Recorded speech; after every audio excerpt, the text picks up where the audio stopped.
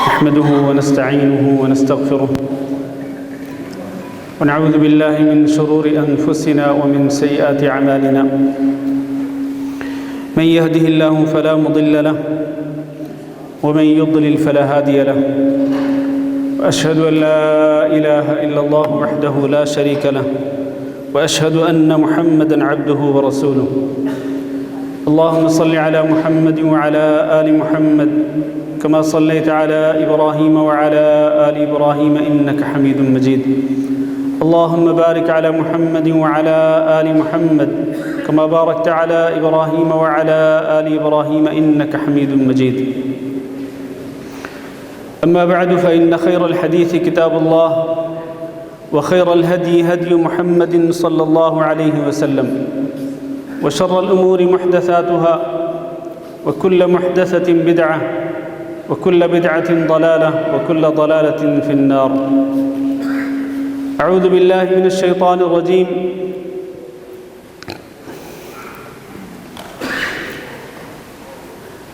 يا أيها الذين آمنوا اتقوا الله حق تقاته ولا تموتن إلا وأنتم مسلمون. يا أيها الناس اتقوا ربكم الذي خلقكم من نفس واحدة وخلق منها زوجها وبث منهما رجالا كثيرا ونساء واتقوا الله الذي تساءلون به والأرحام إن الله كان عليكم رقيبا. يا أيها الذين آمنوا اتقوا الله وقولوا قولا سديدا يصلح لكم أعمالكم ويغفر لكم ذنوبكم ومن يطع الله ورسوله فقد فاز فوزا عظيما.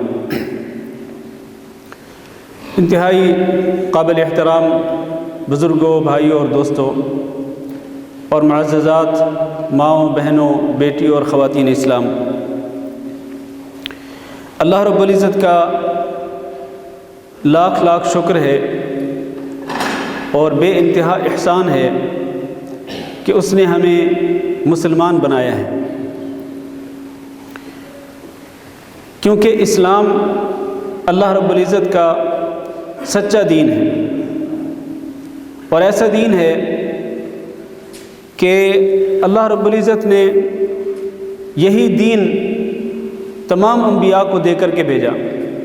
حضرت آدم علیہ السلام سے لے کر جناب محمد صلی اللہ علیہ وسلم تک تمام کے تمام انبیاء اور رسل علیہ السلام اسی دین کے ساتھ مبعوث ہوئے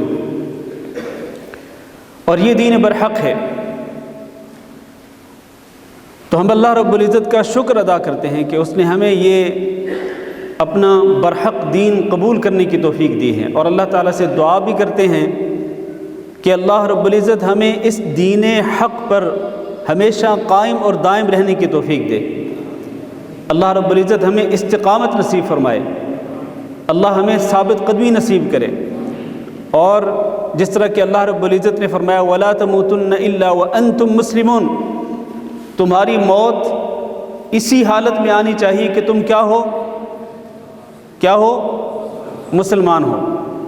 تو اللہ تعالیٰ سے دعا ہے کہ ہماری موت بھی اسی حالت میں آئے کہ ہم مسلمان ہوں، اللہ کے فرما بردار ہوں. میرے بھائیوں، آج میرے درس کا عنوان ہے کہ مجھے مسلمان ہونے پہ فخر ہے.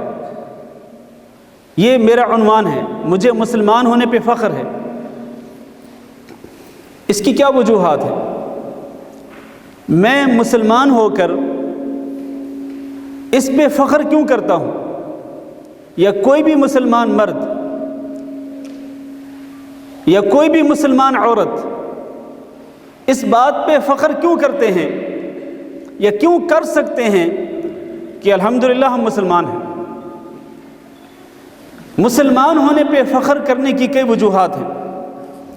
ان وجوہات میں سے پہلی وجہ تو یہ ہے کہ اللہ رب العزت نے اسی دین کے ساتھ تمام کے تمام انبیاء کرام علیہ السلام کو مبعوث فرمایا. اللہ نے فرمایا ان الدین عند اللہ الاسلام، کہ دین اللہ کے نزدیک کیا ہے؟ اسلام ہے. یعنی وہ دین جو اللہ رب العزت کے ہاں قابل قبول ہے، اور جس دین کے چلنے پر اللہ رب العزت کامیابی اور کامرانی کی گارنٹی دیتے ہیں دنیا میں بھی اور آخرت میں بھی، وہ دین اسلام ہے۔ تو جس دین کو اللہ رب العزت نے بھیجا، میں اس دین کو قبول کر کے اس دین پہ چل کر میں مسلمان ہو کر بجا طور پر فخر کر سکتا ہوں کہ اللہ تعالیٰ نے مجھے توفیق دی ہے کہ میں دین برحق کی اتباع کرتا ہوں اور اس پر چلتا ہوں۔ اور اس کی دوسری وجہ یہ ہے کہ یہ جو دین ہے، دین اسلام، یہ اللہ رب العزت کا پسندیدہ دین بھی ہے۔ اللہ تعالیٰ نے قرآن مجید میں ارشاد فرمایا، الیوم اکملت لکم دینکم واتممت علیکم نعمتی ورضیت لکم الاسلام دینا۔ نبی کریم صلی اللہ علیہ وسلم جب میدان عرفات میں تھے تو نبی صلی اللہ علیہ وسلم کی زبانی اللہ رب العزت نے اعلان فرمایا کہ آج میں نے تمہارے لیے تمہارا دین مکمل کر دیا ہے اور اپنی نعمت کو تم پہ پورا کر دیا ہے، اور میں نے اسلام کو دین کے طور پر تمہارے لیے پسند کر لیا ہے۔ تو میں مسلمان ہونے پہ فخر کیوں کرتا ہوں؟ اس لیے کہ یہ دین اسلام اللہ رب العزت کا پسندیدہ دین ہے، اور دین اسلام کو پسندیدہ دین قرار دینا، اس کی کتنی بڑی فضیلت ہے کہ انسان اس بات کو قبول کرے، دل کی گہرائی سے سچے دل کے ساتھ اس بات کو مانے کہ میرا دین اسلام ہے۔ اس کی فضیلت کتنی ہے؟ نبی کریم صلی اللہ علیہ وسلم نے ارشاد فرمایا کہ ما من عبد مسلم یقول حین یصبح وحین یمسی 3 مرات۔ اس حدیث کو ذرا توجہ سے سنیے گا۔ جو مسلمان بندہ صبح کے وقت اور شام کے وقت 3 مرتبہ یہ کہتا ہے، رضیت باللہ ربا وبالاسلام دینا وبمحمد النبی صلی اللہ علیہ وسلم، کہ میں اللہ کو پسند کرتا ہوں، یا اللہ رب العزت کے رب ہونے پہ راضی ہوں، اور اس بات پہ راضی ہوں کہ اسلام جو ہے وہ میرا دین ہے، اور اس بات پہ راضی ہوں کہ محمد صلی اللہ علیہ وسلم میرے نبی ہیں۔ جو شخص 3 مرتبہ صبح اور شام یہ کلمات پڑھتا ہے اور دین اسلام کو اپنا پسندیدہ دین قرار دیتا ہے، نبی صلی اللہ علیہ وسلم نے فرمایا الا کان حقا علی اللہ ان یرضیہ یوم القیامہ، اللہ رب العزت پر بھی یہ بات حق ہو جاتی ہے، واجب ہو جاتی ہے کہ قیامت کے دن اللہ رب العزت اس شخص کو ضرور راضی فرمائے گا۔ جو دین اسلام کو بطور دین پسند کرتا ہے، اللہ کو بطور رب پسند کرتا ہے، محمد صلی اللہ علیہ وسلم کو بطور نبی پسند کرتا ہے، اور صبح و شام اس بات کے اقرار کرتا ہے، اللہ تعالیٰ کا وعدہ ہے کہ اللہ اس کو قیامت کے دن ضرور راضی کرے گا۔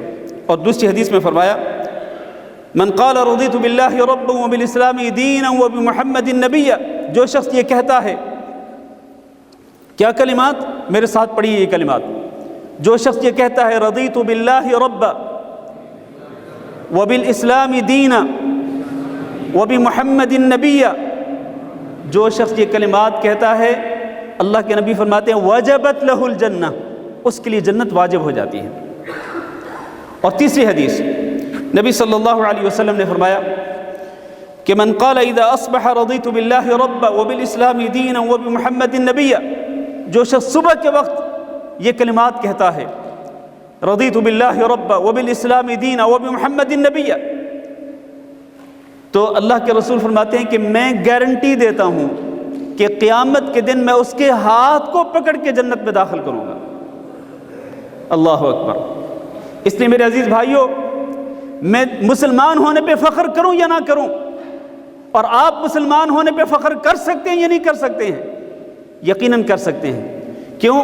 اس لیے کہ یہ دین جو ہے اسلام، یہ اللہ رب العزت کا پسندیدہ دین ہے، اور مجھے اور آپ کو بھی یہ دین اسلام پسندیدہ دین ہے، اور ہم بجا طور پر اس پہ فخر بھی کر سکتے ہیں۔ اور پھر ایک اور وجہ یہ ہے میں مسلمان ہونے پہ فخر کیوں کرتا ہوں، اس کی ایک وجہ یہ بھی ہے کہ میرا جو دین ہے، دین اسلام، یہ تعصب اور عصبیت کو ختم کر دینے والا دین ہے۔ اس دین کے اندر تعصب نہیں ہے، اس دین کے اندر عصبیت نہیں ہے۔ اپنے خاندان کے لیے تعصب، اپنی قوم کے لیے تعصب، اپنے ملک و قوم، اپنے ملک اور اپنے وطن کے لیے تعصب، رنگ کی بنا پر تعصب یا مال اور دولت کی بنا پہ تعصب، عصبیت کا اس دین نے خاتمہ کر دیا ہے۔ نبی کریم صلی اللہ علیہ وسلم نے فتح مکہ کے موقع پر اعلان فرمایا تھا۔ کیا فرمایا؟ یا ایھا الناس، اے لوگو، ان اللہ قد اذهب عنکم عبیۃ الجاہلیہ، لوگو اللہ رب العزت نے جاہلیت کے فخر و غرور کو ختم کر دیا ہے۔ جاہلیت میں لوگ فخر کرتے تھے، غرور کرتے تھے، اور خاندانی تکبر کو اللہ رب العزت نے ختم کر دیا ہے۔ یعنی جب تم مسلمان ہو چکے ہو تو مسلمان ہونے کے بعد جاہلیت کا فخر و غرور ختم اور خاندانی تکبر بھی ختم۔ اور پھر نبی صلی اللہ علیہ وسلم نے فرمایا کہ لوگ دو قسم کے ہوتے ہیں، ایک وہ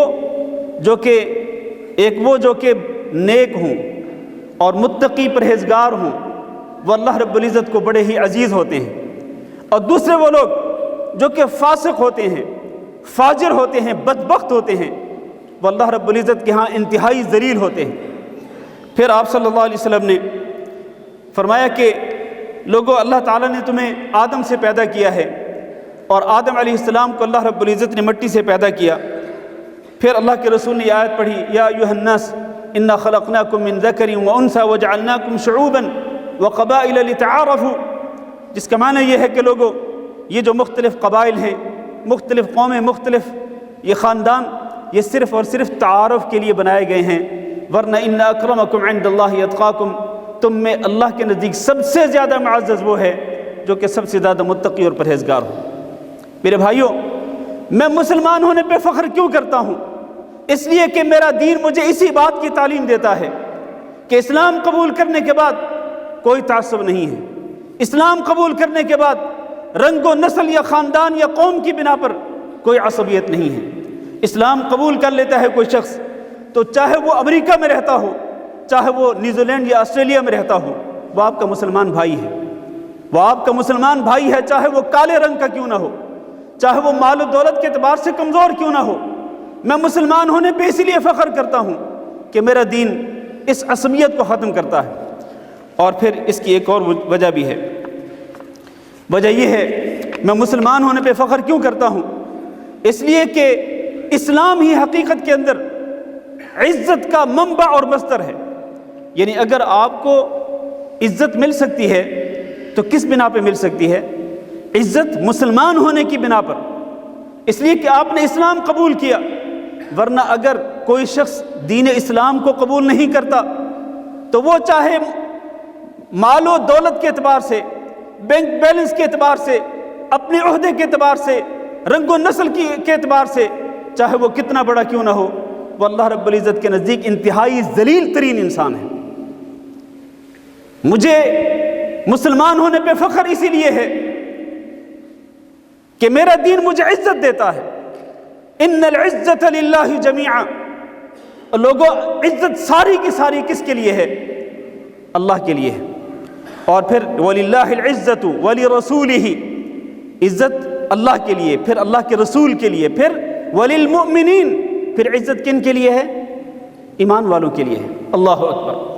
حضرت عمر بن خطاب رضی اللہ تعالیٰ عنہ نے یہی بات کہی تھی کہ اِنَّا كُنَّا أَذَلَّ قَوْمٍ، کہ ہم تو بڑے ہی ذلیل ترین لوگ تھے، یعنی اسلام قبول کرنے سے پہلے ہم ذلیل ترین لوگ تھے۔ یہ کون کہہ رہے ہیں؟ حضرت عمر بن خطاب رضی اللہ تعالیٰ عنہ۔ لیکن پھر اللہ رب العزت نے ہمیں اسلام کے ذریعے عزت دی۔ پھر کہا کہ جو شخص اس اسلام کو چھوڑ کر کسی اور چیز کے ذریعے عزت لینا چاہے گا تو اللہ رب العزت اس کو ضرور اللہ تعالیٰ ذلیل و خوار کرے گا، ذلیل اور رسوا کرے گا۔ اگر کوئی شخص دین اسلام کو چھوڑ کر کسی اور طریقے سے معزز ہونا چاہے گا تو اللہ اس کو معزز نہیں بنائے گا، بلکہ اللہ تعالیٰ اس کو ذلیل و رسوا کر کے چھوڑے گا۔ اس سے یہ معلوم ہوا کہ میں بجا طور پر اپنے مسلمان ہونے پہ فخر کر سکتا ہوں، کیوں؟ اس لیے کہ دین اسلام کی وجہ سے ہی اللہ تعالیٰ مجھے عزت دیتا ہے، اور اللہ رب العزت اس دین کو عزت دیتا ہے۔ اور اسی طرح سے میں مسلمان ہونے پہ فخر کیوں کرتا ہوں؟ اس لیے کہ اس کی ایک وجہ یہ بھی ہے کہ دین اسلام ہی اللہ رب العزت کے ہاں قابل قبول دین ہے دنیا کے اندر، اور اسی طرح آخرت کے دن دین اسلام کے علاوہ کوئی دین اللہ تعالیٰ کے ہاں قابل قبول نہیں ہوگا۔ اللہ نے قرآن مجید میں ارشاد فرمایا وَمَن يَبْتَغِ غَيْرَ الْإِسْلَامِ دِينًا فَلَن يُقْبَلَ مِنْهُ، جو شخص بھی دین اسلام کو چھوڑ کر کسی اور دین کا پیروکار ہو، کسی اور دین کا طلبگار ہو، فَلَن يُقْبَلَ مِنْهُ، اس سے وہ دین ہرگز قبول نہیں کیا جائے گا۔ وَهُوَ فِي الْآخِرَةِ مِنَ الْخَاسِرِينَ، اور وہ آخرت میں خسارہ پانے والے لوگوں میں شامل ہوگا۔ کون؟ جس نے دین اسلام کو چھوڑ کر کسی اور دین کی پیروی کی یا اس کا طلبگار ہوا۔ تو میں دین اسلام اور مسلمان ہو کر فخر کیوں کرتا ہوں؟ اس لیے کرتا ہوں کہ یہی دین ہی تو ہے جو اللہ رب العزت کے ہاں قابل قبول ہے، اور کوئی اور دین اللہ رب العزت کے ہاں قابل قبول نہیں۔ اور حضرت ابو ہریرہ رضی اللہ تعالیٰ عنہ بیان کرتے ہیں، صحیح مسلم میں حدیث ہے کہ نبی صلی اللہ علیہ وسلم نے ارشاد فرمایا والذی نفس محمد بیدہ، اس ذات کی قسم جس کے ہاتھ میں محمد صلی اللہ علیہ وسلم کی جان ہے، لا یسمع بی احد من هذه الامہ، اس امت میں سے جو شخص بھی میرے بارے میں سنے گا، چاہے وہ یہودی ہو، چاہے وہ نصرانی ہو، یا وہ مجوسی ہو، ہندو ہو، کوئی بھی شخص، اس کو یہ پتہ چل جاتا ہے کہ محمد صلی اللہ علیہ وسلم تشریف لا چکے، آپ صلی اللہ علیہ وسلم کی بعثت ہو چکی، آپ صلی اللہ علیہ وسلم کا دین آ چکا، آپ صلی اللہ علیہ وسلم کی شریعت آ چکی، جس کو بھی میرے بارے میں پتہ چلا، پھر وہ اگر میری شریعت پہ ایمان نہیں لاتا، میرے دین پہ ایمان نہیں لاتا، فرمایا من اصحاب النار، تو وہ شخص یقینی طور پر جہنمی ہوگا والعیاذ باللہ۔ اس سے یہ ثابت ہوا کہ اللہ رب العزت کے ہاں قابل قبول دین کون سا ہے؟ قابل قبول دین صرف اور صرف اسلام ہے، اور قابل قبول شریعت وہ ہے جو کہ ہمارے نبی جناب محمد صلی اللہ علیہ وسلم لے کر کے آئے۔ اس لیے میں مسلمان ہونے پہ فخر کرتا ہوں کہ میں اس دین کا پیروکار ہوں کہ جس دین کے سوا کوئی اور دین اللہ تعالیٰ کے ہاں قابل قبول ہی نہیں ہے۔ اور پھر میں مسلمان ہونے پہ فخر کیوں کرتا ہوں؟ اس لیے کہ یہی میرا دین اسلام ہی مجھے جنت میں لے جانے والا ہے۔ حضرت طلحہ بن عبید اللہ رضی اللہ تعالیٰ عنہ بیان کرتے ہیں کہ ایک شخص رسول اکرم صلی اللہ علیہ وسلم کے پاس آیا، اس کا تعلق اہل نجد سے تھا، نجدی تھا، سائر الرأس، اس کے بال بکھرے ہوئے تھے، اور نسمع دوی صوتہ ولا نفقہ ما یقول، ہم اس کی آواز کی گنگناہٹ تو سنتے تھے لیکن وہ جو کچھ کہتا تھا ہم اس کو سمجھ نہیں پا رہے تھے۔ تو اس نے نبی صلی اللہ علیہ وسلم سے اسلام کے بارے میں سوال کیا۔ کس کے بارے میں؟ اسلام کے بارے میں سوال کیا، پوچھا اے اللہ کے رسول بتلائیے اسلام کیا ہوتا ہے۔ اور وہ مسلمان تھا، وہ اللہ رب العزت کو ماننے والا تھا، اللہ کی توحید کا اعتراف کرنے والا تھا، نبی کریم صلی اللہ علیہ وسلم کی رسالت اور آپ کی نبوت پہ ایمان رکھنے والا تھا، لیکن دین اسلام کے احکامات سے واقف نہیں تھا۔ تو پوچھا اسلام کے جو خاص احکامات ہیں وہ مجھے بتلائیے۔ تو نبی صلی اللہ علیہ وسلم نے اس کو 5 نمازوں کے بارے میں آگاہ کیا، رمضان کے فرض روزوں کے بارے میں آگاہ کیا، اسی طرح زکوٰۃ کے بارے میں آگاہ کیا۔ تو وہ شخص پیٹھ پھیر کے جانے لگا۔ یہ سارے دین اسلام کے احکامات سیکھنے کے بعد، جو اہم احکامات تھے وہ جاننے کے بعد جب جانے لگا تو اس نے کہا واللہ لا ازید علی ھذا ولا انقص، اللہ کی قسم میں نے جو کچھ نبی صلی اللہ علیہ وسلم سے سنا ہے نہ میں اس سے زیادہ کروں گا نہ اس سے کم کروں گا، یعنی جو تعلیمات اسلام کے متعلق نبی صلی اللہ علیہ وسلم نے مجھے دے دی ہیں میں ان پہ ہو بہو حرف بحرف عمل کروں گا۔ نبی صلی اللہ علیہ وسلم نے کیا فرمایا؟ فرمایا افلح ان صدق، اگر یہ واقعتاً سچا ہے، اگر یہ جو بات اس نے کی ہے اگر یہ اسی بات پہ عمل کرتا رہا تو یہ کامیاب ہو جائے گا۔ اور دوسری روایت میں ہے کہ دخل الجنت ان صدق، اگر یہ واقعتاً اسی طرح کرتا رہا تو پھر یہ جنت میں داخل ہو جائے گا۔ اس سے کیا ثابت ہوتا ہے؟ اس سے یہ بات ثابت ہوتی ہے میرے عزیز بھائیوں کہ میں مسلمان ہونے پہ فخر کیوں کرتا ہوں؟ اس لیے کہ میرا دین مجھے جنت میں لے جانے کا سبب ہے، میرا دین مجھے جنت میں داخل کرنے کا باعث ہے، اس کا ذریعہ ہے، جیسے کہ اس حدیث میں آپ نے سنا ہے۔ اور پھر اسی طرح سے میں مسلمان ہونے پہ فخر کیوں کرتا ہوں؟ اس لیے کہ میرا دین میرے اندر حلال کی تڑپ پیدا کرتا ہے۔ بات توجہ سے سنیے گا، میرا دین میرے اندر حلال چیز کی تڑپ پیدا کرتا ہے، اور حرام چیز سے میرا دین میرے دل کے اندر نفرت پیدا کرتا ہے۔ کسی اور دین کے اندر حلال اور حرام کی تمییز اس طرح سے نہیں پائی جاتی جس طرح دین اسلام کے اندر پائی جاتی ہے۔ دین اسلام کے اندر اللہ تعالیٰ حکم دیتا ہے، یا ایھا الناس کلوا مما فی الارض حلالا طیبا، لوگو تم زمین سے ان چیزوں کو کھاؤ جو کہ حلال ہوں، پاکیزہ ہوں۔ صرف حلال اور پاکیزہ چیزیں کھانے کا حکم دیا، اور نبی صلی اللہ علیہ وسلم کا مشن ذکر کرتے ہوئے اللہ تعالیٰ نے فرمایا وَيُحِلُّ لَهُمُ الطَّيِّبَاتِ وَيُحَرِّمُ عَلَيْهِمُ الْخَبَائِثِ، نبی صلی اللہ علیہ وسلم طیبات کو، پاکیزہ چیزوں کو حلال قرار دیتے ہیں اور گندی اور ناپاک چیزوں کو حرام قرار دیتے ہیں۔ یہ میرے دین کی خوبی ہے، دین اسلام کی ایک خصوصیت ہے کہ یہ دین اسلام اس بات کی تعلیم دیتا ہے کہ حلال کھاؤ اور حرام سے اجتناب اور پرہیز کرو۔ اس لیے میں مسلمان ہونے پہ فخر کر سکتا ہوں۔ کسی اور دین کے اندر حلال و حرام کے اندر فرق نہیں کیا جاتا، حلال بھی چلتا ہے، حرام بھی چلتا ہے، لیکن میرا دین مجھے پابند کرتا ہے کہ میں صرف حلال کماؤں، حلال کھاؤں، اور میں حرام کمائی سے بچوں، اور جتنی چیزیں حرام ہیں، گندی اور ناپاک چیزیں ہیں، ان سے اجتناب اور پرہیز کروں۔ اس لیے میں اپنے مسلمان ہونے پہ فخر کر سکتا ہوں۔ اسی طرح سے میں مسلمان ہونے پہ فخر کیوں کرتا ہوں؟ اس کی ایک وجہ یہ بھی ہے کہ میرا دین جو ہے یہ مجھے اخلاق کی تربیت دیتا ہے، اچھے اخلاق کی تربیت دیتا ہے، بڑوں کا احترام کرنے کی تلقین کرتا ہے، اور میرا دین مجھے اس بات کی تلقین کرتا ہے کہ میں لوگوں کے ساتھ نرمی سے گفتگو کروں، سختی سے پرہیز کروں۔ یہ میرے دین کی خوبیاں ہیں۔ نبی صلی اللہ علیہ وسلم نے فرمایا ان احبکم الی واقربکم منی فی الآخرۃ مجالس، حدیث توجہ سے سننا، فرمایا نبی صلی اللہ علیہ وسلم نے کہ تم میں سے مجھے سب سے زیادہ محبوب اور قیامت کے دن تم میں سب سے زیادہ قریب، مجھ سے جو سب سے زیادہ قریب ہوگا وہ کون ہوگا؟ آپ کا کیا خیال ہے؟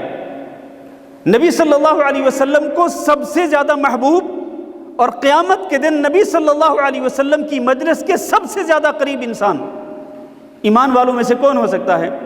فرمایا احاسنکم اخلاقا، وہ ہوگا جس کا اخلاق سب سے اچھا ہوگا، سب سے عمدہ اور نفیس اخلاق والا جو انسان ہوگا وہ نبی صلی اللہ علیہ وسلم کو سب سے زیادہ محبوب بھی، اور قیامت کے دن نبی صلی اللہ علیہ وسلم کے سب سے زیادہ قریب بھی۔ اور میں نے کہا کہ میرا دین مجھے اس بات کا حکم دیتا ہے کہ میں بڑوں کے احترام کروں اور چھوٹوں پہ شفقت کروں۔ نبی صلی اللہ علیہ وسلم نے فرمایا من لم يرحم صغیرنا ويعرف حق کبیرنا فلیس منا، جو شخص ہم میں چھوٹوں پر شفقت نہیں کرتا اور بڑوں کا حق نہیں مانتا، یعنی بڑوں کا احترام نہیں کرتا، فلیس منا، تو اس کا ہم سے کوئی تعلق نہیں ہے۔ اور حضرت ابو شریح رضی اللہ تعالیٰ عنہ بیان کرتے ہیں کہ میں نے نبی صلی اللہ علیہ وسلم سے گزارش کی، اے اللہ کے رسول اخبرنی بشیء یوجب لی الجنہ، مجھے کوئی ایسی بات بتلا دیں کہ جو میرے لیے جنت کو واجب کر دے۔ صحابہ اکرام اس طرح کے سوالات کرتے تھے نبی صلی اللہ علیہ وسلم سے۔ ابو شریح رضی اللہ تعالیٰ عنہ یہ سوال کر رہے ہیں کہ اللہ کے رسول مجھے کوئی ایسی بات بتلا دیں کہ جس کے ذریعے جنت میرے لیے واجب ہو جائے۔ تو نبی صلی اللہ علیہ وسلم نے فرمایا طیب الکلام، ایک تو یہ ہے کہ اچھی گفتگو کیا کرو۔ جنت میں جانا چاہتے ہو نا، جنت کو اپنے لیے واجب کرنا چاہتے ہو، تو سب سے پہلی بات یہ ہے کہ اچھی گفتگو کیا کرو، پاکیزہ گفتگو کیا کرو۔ اور دوسرا یہ کہ وبذل السلام، سلام کو عام کر دو، جب بھی کوئی ملے چاہے اس کو تم پہچانتے ہو یا نہیں پہچانتے ہو، اس کو السلام علیکم ضرور کہا کرو۔ نبی صلی اللہ علیہ وسلم نے اس کی ترغیب دی۔ اور تیسری چیز وہ اطعام الطعام، کھانا بھی کھلایا کرو۔ تو گویا نبی صلی اللہ علیہ وسلم نے جنت واجب کرنے والی 3 چیزیں بیان فرمائیں، اچھی پاکیزہ گفتگو، اور اسی طرح سے سلام کو پھیلانا، اور اسی طرح سے کھانا کھلانا۔ تو یہ میرا دین ہے میرے عزیز بھائیوں۔ میرا دین اس بات کی تلقین کرتا ہے کہ دوسروں کا احترام کرو اور دوسروں کے حقوق کو پورا کرو، دوسروں پر شفقت کرو، ان کے ساتھ نرمی کے ساتھ گفتگو کرو اور ان کے ساتھ بہتر سے بہتر رویہ رکھو۔ اسی طرح سے میرا دین مجھے مسلمان ہونے پہ فخر کیوں ہے؟ اس لیے کہ میرا دین مجھے عائلی زندگی کے آداب بھی سکھلاتا ہے۔ ہماری جو خاندانی زندگی ہے، گھر کے اندر ہم اپنے خاندان کے اندر، اپنے بیوی بچوں کے اندر ہم کس طرح سے بنیں، ہمارا رویہ کس طرح سے ہونا چاہیے، میرا دین مجھے اس کی تعلیم بھی دیتا ہے۔ نبی کریم صلی اللہ علیہ وسلم نے فرمایا کہ اکمل المؤمنین ایمانا احسنہم خلقا، کہ مومنوں میں سب سے زیادہ کامل ایمان والا وہ ہوتا ہے جس کا اخلاق سب سے اچھا ہوتا ہے، اور وخیارکم خیارکم لنسائہم، تم میں سب سے بہتر لوگ وہ ہیں جو اپنی عورتوں کے لیے سب سے بہتر ہوتے ہیں۔ اور نبی صلی اللہ علیہ وسلم نے فرمایا خیرکم خیرکم لأہلہ، تم میں سب سے بہتر وہ ہے جو اپنے گھر والوں کے لیے سب سے بہتر ہو، وانا خیرکم لأہلی، اور میں تم میں اپنے گھر والوں کے لیے سب سے بہتر ہوں۔ میرے عزیز بھائیوں، ہم لوگ اپنے رویوں کو دیکھیں، ہمارے رویے کس قسم کے ہیں، ہمارا طرز عمل کس قسم کا ہے، کہ ہم باہر لوگوں کے ساتھ بڑے اچھے اخلاق سے پیش آتے ہیں، لیکن جیسے ہی گھر کی دہلیز سے ہم اپنا قدم گھر کے اندر رکھتے ہیں تو پھر ہمارا موڈ بدل جاتا ہے، ہمارے رویے بدل جاتے ہیں، ہمارا سلوک تبدیل ہو جاتا ہے، ہمارا طرز عمل تبدیل ہو جاتا ہے، اور ہم گھر والوں کے لیے بد اخلاقی اور بدتمیزی کے ساتھ ان سے پیش آتے ہیں۔ میرے بھائیوں، نبی کریم صلی اللہ علیہ وسلم نے فرمایا کہ تم میں بہتر وہ ہے جو سب سے زیادہ اپنے گھر والوں کے لیے بہتر ہو۔ تو میرا دین مجھے اس بات کی تلقین کرتا ہے کہ میں اپنی عائلی زندگی جو ہے، اپنی خاندانی زندگی کس طرح سے بسر کروں۔ حضرت عائشہ رضی اللہ تعالیٰ عنہ بیان کرتی ہیں، اس حدیث کو توجہ سے سننا، کہتی ہیں کنت العب بالبنات عند رسول اللہ صلی اللہ علیہ وسلم فی بیتہ، میں رسول اللہ صلی اللہ علیہ وسلم کے گھر میں آپ صلی اللہ علیہ وسلم کے پاس گڑیوں کے ساتھ کھیلا کرتی تھی۔ کس کے ساتھ؟ گڑیوں کے ساتھ کھیلا کرتی تھی۔ کہتی ہیں وَكَانَ لِي صَوَاحِبُ يَلْعَبْنَ مَعِي، میری کچھ سہیلیاں بھی تھیں، وہ بھی میرے ساتھ گڑیوں کے ساتھ کھیلا کرتی تھیں نبی صلی اللہ علیہ وسلم کے سامنے۔ نبی صلی اللہ علیہ وسلم جب باہر سے گھر تشریف لاتے اور آپ دیکھتے کہ میں اپنی سہیلیوں کے ساتھ گڑیوں کے ساتھ کھیل رہی ہوں تو آپ صلی اللہ علیہ وسلم بڑی خوشی کے اظہار فرماتے۔ میرے بھائیوں، یہ ہے نبی صلی اللہ علیہ وسلم کی عائلی زندگی، یہ ہے نبی صلی اللہ علیہ وسلم کا گھر کے اندر تعامل، گھر والوں کے ساتھ آپ کا طرز عمل۔ تو ہمیں بھی اسی طرح سے یہ طرز عمل اختیار کرنا چاہیے۔ تو میں مسلمان ہونے پہ فخر کیوں کرتا ہوں؟ اس لیے کہ میرا دین مجھے صرف نماز پڑھنے کا حکم نہیں دیتا، میرا دین مجھے صرف روزہ رکھنے کا حکم نہیں دیتا، میرا دین مجھے صرف زکوٰۃ ادا کرنے کا حکم نہیں دیتا، بلکہ میرا دین مجھے اس بات کی تعلیم بھی دیتا ہے کہ گھر میں آپ نے کس طرح سے زندگی گزارنی ہے، گھر والوں کے ساتھ آپ کا تعامل کس طرح سے ہونا چاہیے۔ اور پھر ایک اور بات، میں مسلمان ہونے پہ فخر کیوں کرتا ہوں؟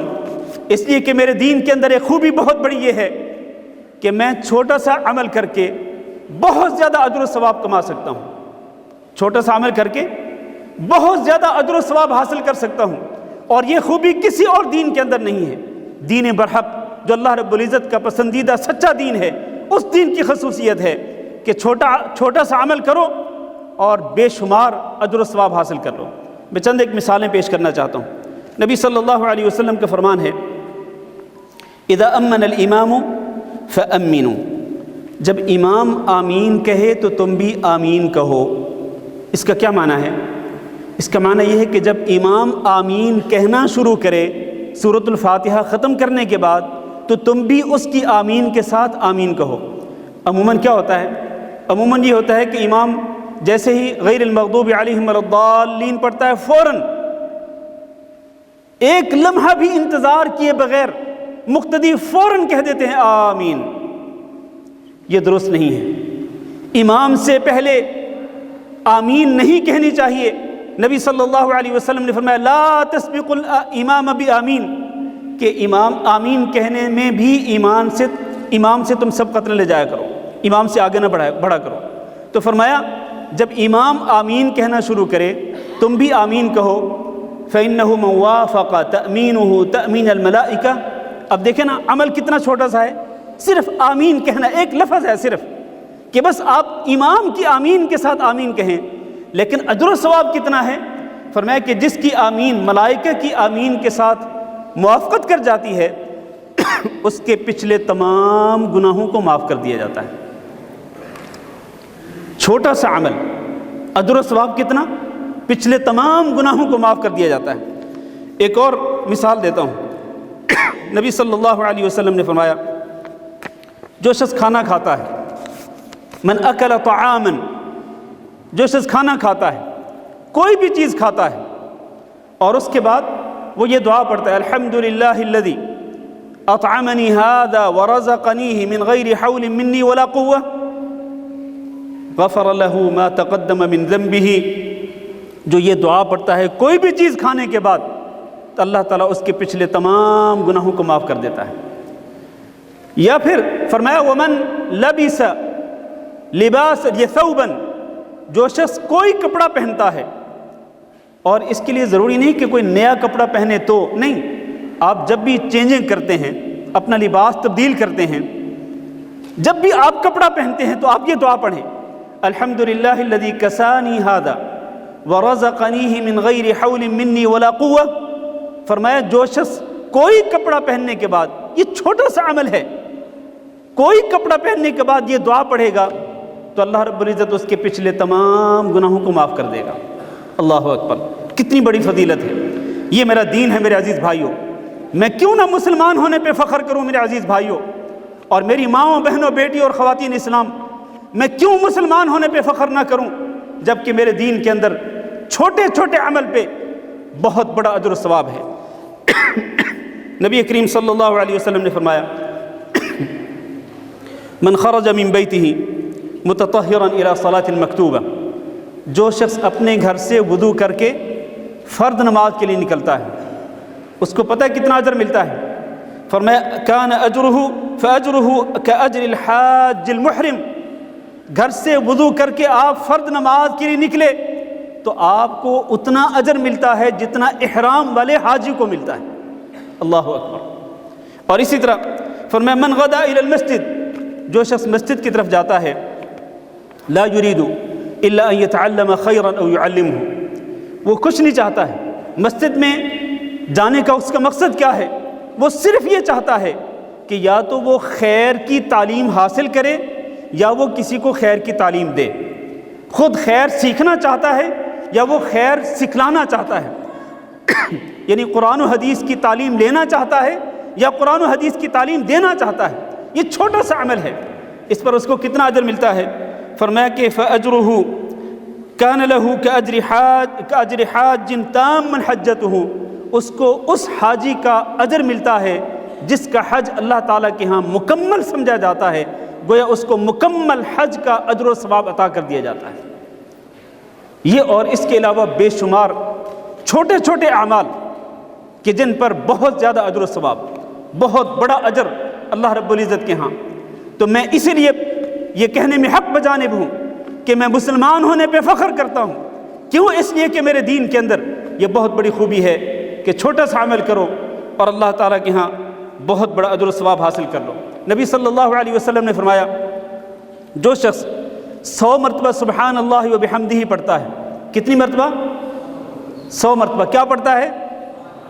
سبحان اللہ و بحمدہ، 100 مرتبہ یہ سبحان اللہ و بحمدہ پڑھتا ہے، غفر له ما تقدم من ذنبه ولو كانت مثل زبد البحر، کہ اس کے پچھلے تمام کے تمام گناہ معاف کر دیے جاتے ہیں چاہے اس کے گناہ سمندر کی جھاگ کے برابر کیوں نہ ہو۔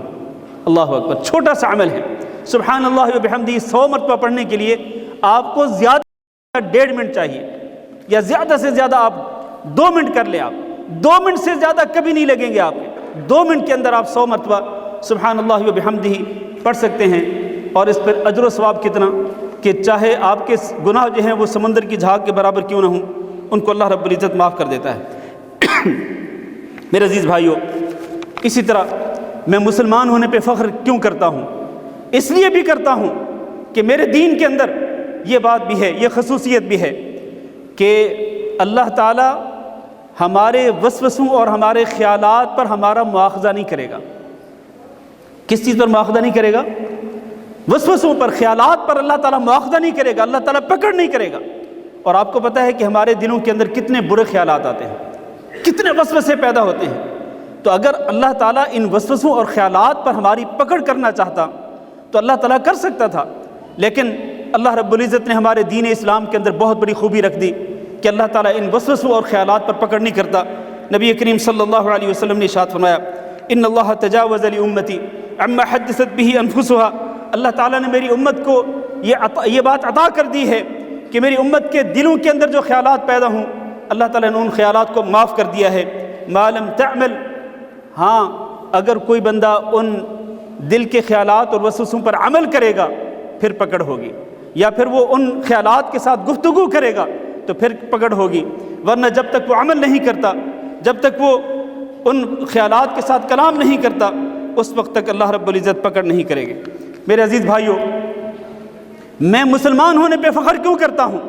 اس لیے بھی کرتا ہوں کہ میرا دین مجھے طہارت اور پاکیزگی کا حکم دیتا ہے، جبکہ آپ دیگر ادیان کے اندر دیکھیں گے، آپ ہندوؤں کو دیکھ لیں، یہودیوں نصرانیوں کو دیکھ لیں، کیا وہ لوگ اس طرح سے طہارت اور پاکیزگی کا اہتمام کرتے ہیں جس طرح سے ایک مسلمان اپنی طہارت، اپنی پاکیزگی اور اپنی صفائی کا اہتمام کرتا ہے؟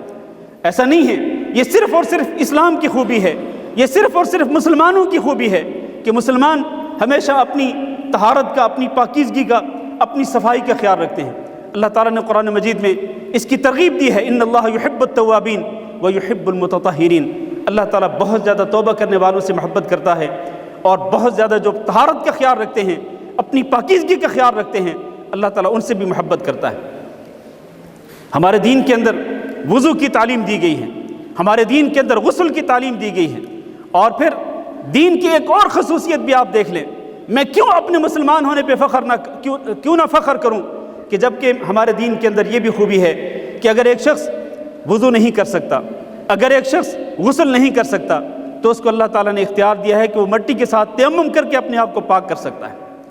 کتنی بڑی آسانی ہے اس دین کے اندر، کتنی بڑی سہولت دی گئی ہے اسلام کے اندر کہ اگر پانی نہیں ہے آپ مٹی کے ساتھ تیمم کر کے پاک ہو جائیں، پانی ہے لیکن آپ پانی استعمال نہیں کر سکتے ہیں تو آپ مٹی کے ساتھ تیمم کر کے اپنے آپ کو پاک کر سکتے ہیں۔ تو کیوں نہ میں مسلمان ہونے پہ فخر کروں؟ اسی طرح میرے عزیز بھائیوں، میرا دین جہاں مجھے ظاہری طہارت اور پاکیزگی کا حکم دیتا ہے، اسی طرح میرے دین کی خوبی یہ بھی ہے کہ میرا دین مجھے باطنی طہارت کا حکم بھی دیتا ہے۔ میرا دین مجھے اس بات کی تلقین کرتا ہے کہ میں اپنے دل کو پاک کروں، صاف کروں، اپنے دل سے میں حسد کو نکال دوں، اپنے دل سے بغض کو نکال دوں، اپنے دل سے کدورتوں کو نکال دوں، اور اپنے دل کو میں پاک صاف رکھوں۔ باطنی طہارت کا بھی میرا دین مجھے حکم دیتا ہے، تو کیوں نہ میں مسلمان ہونے پہ فخر کروں؟ اور پھر دیکھیں، اللہ رب العزت نے باطنی طہارت کے لیے مسلمانوں کو حکم دیا ہے کہ مسلمان چاہے مرد ہوں چاہے وہ عورتیں ہوں اپنی نظر کو جھکائیں۔ قل للمؤمنین یغضوا من ابصارہم، آپ مومن مردوں سے کہہ دیں کہ وہ اپنی نظروں کو جھکا کے رکھیں، اور اسی طرح وقل للمؤمنات یغضضن من ابصارہن، مومنہ عورتوں سے بھی ان کو بھی حکم دیں کہ وہ بھی اپنی نظروں کو جھکا کے رکھیں۔ اس سے کیا فائدہ ہوگا؟ اللہ نے فرمایا ذالک ازکی لہم، اس سے ان کو زیادہ دل کی پاکیزگی حاصل ہوگی۔ تو گویا دل کی پاکیزگی کیسے آتی ہے؟ اپنی نظروں کی حفاظت کرنے سے دل کی پاکیزگی آتی ہے۔ آپ کا دل پاک کیسے ہوگا؟ باطنی پاکیزگی کیسے ہوگی؟ اپنی نظروں کی حفاظت کر کے۔ تو میرا دین مجھے ظاہری طہارت اور ظاہری پاکیزگی کا حکم بھی دیتا ہے، اور اسی طرح باطنی طہارت اور باطنی پاکیزگی کا بھی حکم دیتا ہے۔ اور میرے عزیز بھائیوں، ایک مسلمان عورت کیوں نہ وہ مسلمان ہونے پہ فخر کرے، جبکہ اسلام نے اس کو حکم دیا ہے کہ وہ اپنی عفت اور پاک دامنی کا خیال کرے، اپنی عفت، اپنی پاکیزگی، اپنی پاک دامنی کا خیال کرے، اور اسلام نے اس کو پردہ کرنے کا حکم دیا ہے۔ اور ایک مسلمان عورت جو ہے وہ پردہ کر کے مسلمان ہونے پہ فخر کر سکتی ہے، کیونکہ آپ کو پتہ ہے کہ دیگر دینوں کے اندر عورتوں کو پاکیزگی یا پاک دامنی کا حکم نہیں دیا جاتا، ان کو تلقین نہیں کی جاتی۔ دیگر ادیان کے اندر عورتیں بے پردہ ہو کر گھومتی ہیں، اگرچہ ہمارے دین مسلمان عورتیں بھی اسی طرح سے بے پردہ ہو کے گھومتی ہیں، لیکن میں آپ کو اسلام کی تعلیمات بتلا رہا ہوں، اسلام کی خصوصیت بتلا رہا ہوں کہ ہمارے دین اسلام کی خصوصیت یہ ہے کہ جو خاتون بھی اپنے اس دین اسلام کو اپنے گلے کا ہار بنا لیتی ہے تو دین اسلام اس بات کو، اس عورت کو پابند کرتا ہے کہ وہ پردہ کرے اور بغیر پردے کے وہ گھر سے باہر نہ نکلے۔ اور پھر کوئی مسلمان عورت کیوں نہ مسلمان ہونے پہ فخر کرے، جبکہ رسول اکرم صلی اللہ علیہ وسلم کا فرمان ہے کہ جب ایک عورت 5 وقت نماز پڑھتی ہے، رمضان کے فرض روزے رکھتی ہے اور اپنی عزت کی حفاظت کرتی ہے، اپنے خامند کی اطاعت اور فرما برداری کرتی ہے، اللہ تعالیٰ قیامت کے دن اس کے سامنے جنت کے 8 دروازے کھول کر اللہ اس کے اختیار دیں گے کہ تم جس دروازے سے چاہو جنت میں داخل ہو جاؤ۔ میرے بھائیوں، اسلام بہت زیادہ خصوصیات کا حامل ہے۔ اس مختصر سے وقت کے اندر اس دین اسلام کی خصوصیات کو ذکر نہیں کیا جا سکتا، لیکن میرے بھائیوں، میں صرف آخری بات کرنا چاہتا ہوں کہ میں مسلمان ہونے پہ فخر کیوں نہ کروں، جبکہ میرا دین اس بات کی تعلیم بھی دیتا ہے کہ آپ نکاح کو آسان سے آسان تر بنائیں اور نکاح کے اندر مشکلات پیدا نہ کریں، نکاح کے اندر رکاوٹیں کھڑی نہ کریں۔ نبی صلی اللہ علیہ وسلم نے ارشاد فرمایا کہ خیر النکاح ایسرہ، بہترین نکاح کون سا ہوتا ہے؟ بہترین نکاح کون سا ہوتا ہے؟ جو انتہائی آسانی کے ساتھ ہو جاتا ہے۔ ایسرہ، جو سب سے زیادہ آسان طریقے سے نکاح ہو جائے، وہ نکاح سب سے بہتر ہے۔ اور اللہ کے رسول نے فرمایا ان اعظم النکاح برکتا ایسرہ مؤونتا، سب سے زیادہ بابرکت نکاح وہ ہوتا ہے جس میں خرچہ کم سے کم ہوتا ہے۔ اللہ اکبر۔ اور آج ہم دیکھ لیں ہماری شادی بیاہ کے معاملات کس طرح سے مکمل ہوتے ہیں، نکاح کس طرح سے ہوتا ہے کہ زیادہ سے زیادہ فضول خرچیاں کر کے اور تبذیر کر کے، مال بہا کر کے نکاح کیا جاتا ہے، شادی بیاہ کے معاملات کو مکمل کیا جاتا ہے۔ اس لیے کیا ہے، نکاح سے برکتیں ختم ہو گئی ہیں، شادیوں سے برکتیں ختم ہو گئی ہیں۔ آج ہوتا یہ ہے کہ آج نکاح ہوا، کل طلاق ہو جاتی ہے، یہ 1 مہینے کے بعد طلاق ہو جاتی ہے، یہ 6 مہینے کے بعد طلاق ہو جاتی ہے۔ یہ معاملات کیوں اس طرح اس چیز کا شکار ہو جاتے ہیں؟ یہ نکاح کیوں ٹوٹ جاتا ہے آخر کچے دھاگے کی طرح؟ حالانکہ نکاح جو ہے یہ کچے دھاگے کی طرح نہیں ہوتا، یہ بڑا پختہ عہد ہوتا ہے خامند بیوی کے درمیان، لیکن کچے دھاگے کی طرح کیوں ٹوٹ جاتا ہے؟ اس لیے کہ جب نکاح ہوتا ہے تو نکاح کے موقع پر اسلام کی تعلیمات کو پس پش ڈال دیا جاتا ہے۔ تو میں کیوں نہ مسلمان ہونے پہ فخر کروں، جبکہ میرا دین مجھے اس بات کی تعلیم دیتا ہے کہ نکاح کو آسان سے آسان تر بناؤ اور نکاح کے اندر کم سے کم خرچہ کرو، تب آپ کا نکاح جو ہے وہ بابرکت ہوگا۔ آپ صرف ایک مثال دیکھ لیں، حضرت ابو طلحہ رضی اللہ تعالیٰ عنہ، انہوں نے حضرت ام سلیم رضی اللہ تعالیٰ عنہ کے پاس پیغام نکاح بھیجا۔ کس نے نکاح کا پیغام بھیجا؟ بتائیے کس صحابی نے؟ حضرت ابو طلحہ رضی اللہ تعالیٰ عنہ نے نکاح کا پیغام بھیجا کس صحابیہ کی طرف؟ حضرت ام سلیم رضی اللہ تعالیٰ عنہ کی طرف۔